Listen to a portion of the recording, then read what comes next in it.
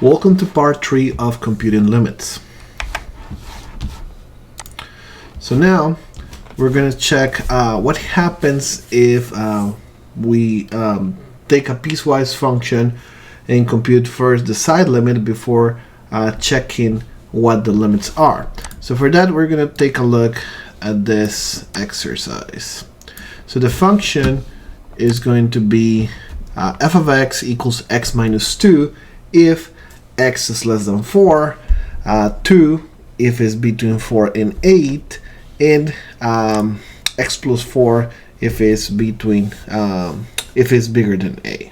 So something that I like to do for piecewise functions is to split them where the domain says that I should split them. So 4 to 8, 4 to 8, and I can take minus infinity to 4 and a to infinity.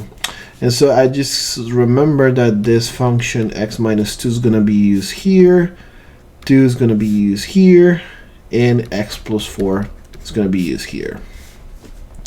Now notice that if I'm approaching 4 by the left side, I'm using the x minus 2 function. So if I use the x minus 2 function and I approximate to 4, this by continuity is going to be 4 minus 2 is going to be 2. So this by the left side is going to be 2. Now if I approximate 4 by the right side, notice that I'm approaching by the function 2. And so since this is a constant function, it doesn't matter. This limit by the right side is going to be 2. Since by both left and right side this limit is 2, then the general limit is 2. Now let's do the same thing for 8. If I'm approaching 8 by the left side, notice that I'm still in the function 2. And so that means that this limit is going to be 2. But now if I'm approaching 8 by the right side, I'm in the domain of x plus 4. So I'm going to use x plus 4. If I'm approaching 8, that means that it's going to be a plus 4. So that's going to be 12. So using this rule, the approaching here is 12. And since this is 2 and this is 12, turns out that the general limit did not exist. Okay? And I have one example of one limit that exists and one that doesn't. Now let's move on to another example. So in this one, we want to try and determine a value for the constant a, so that the limit when x goes to minus 1 of the function g of x exists. For the function g of x equals x squared minus ax if x is less than minus 1, and ax cubed minus 7 if x is bigger than minus 1. So I can do exactly the same thing that I just did. I can split everything in minus 1. And remember that if it's less than minus 1, so minus infinity to minus 1, I'm using the function x squared minus ax.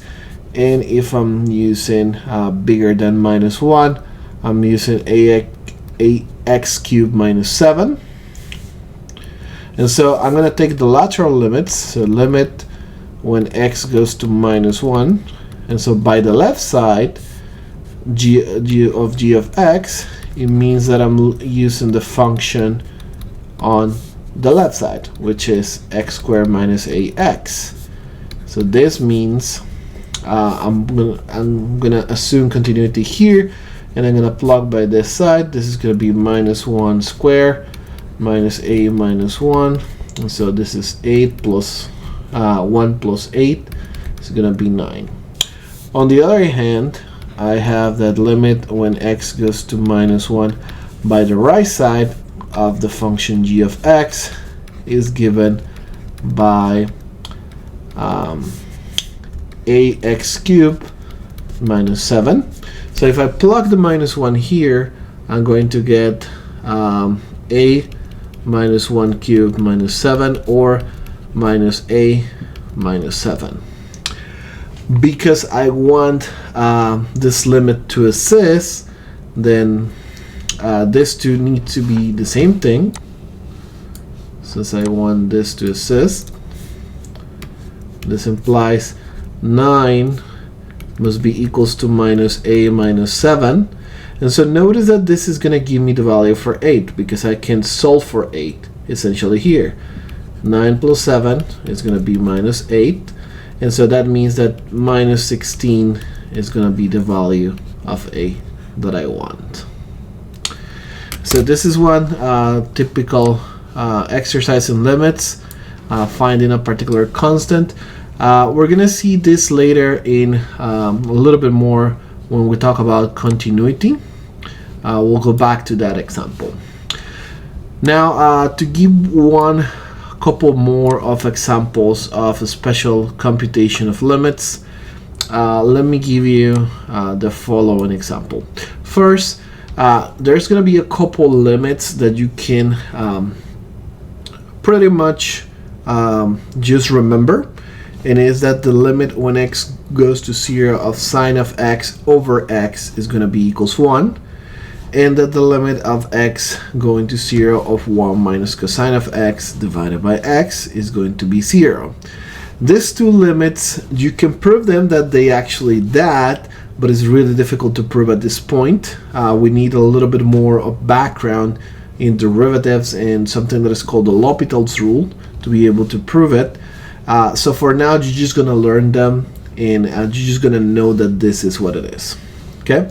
And you can use them at your leisure. So, for example, to use that, let's use some properties and calculate the following limits. So notice that I have sine of x over x, and that's equals to 1. But in here, I need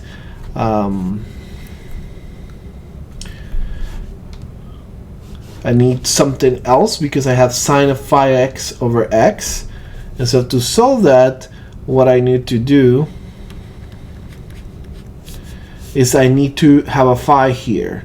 So what I'm going to do is I'm going to introduce a constant. So I'm going to multiply by 5 at the top, and I'm going to divide by 5. So now notice that this is the same thing. It's phi x, so now it looks like this.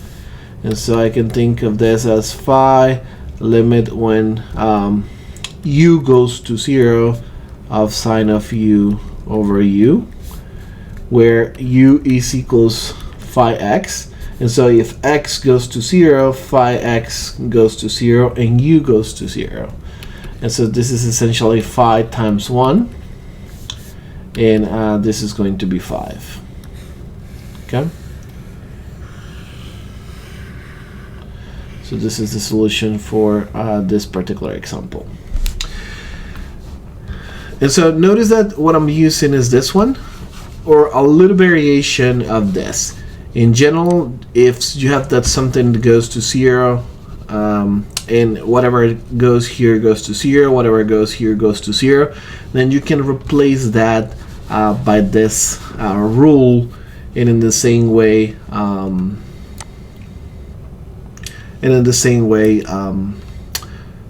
use that rule. Another example of that will be if I have limit when x goes to 1/2 of sine of 2x minus 1 over 2x minus 1. Notice that when this goes to 1/2, this goes to 0, this goes to 0. So I can say, well, let's do u equals to x minus 1. If x goes to 1/2, then that implies that u goes to 0. And so I can transform this in limit when u goes to 0 of sine over u, and that's just going to be 1 again. Okay?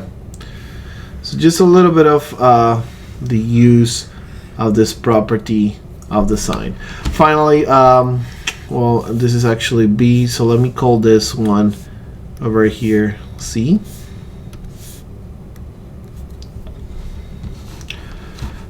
And so that's going to be limit of sine square of x over x. Okay.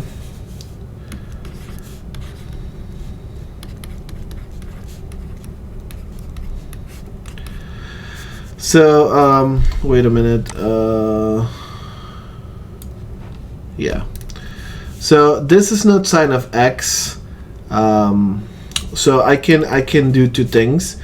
I can either use this and separate sine of x times sine of x over x, and so the issue here will be that I'll have to separate this as limit when x goes to 0 of sine of x over x times limit when x goes to 0 of sine of x. So at this point you see that this is 1 and this is 0, and so at the end this is just going to be 0. Okay, that's one way of approaching this limit. Another way of approaching this limit is if you can separate this as 1 minus cosine square doing trigonometry, and then you can use the difference of the squares and leave this as 1 minus cosine of x over x times 1 plus cosine of x. And so you can see that here this is limit when x goes to 0, 1 minus cosine of x over x, which we know from the top property that's a 0. That's what we got here from the property that we disclose it.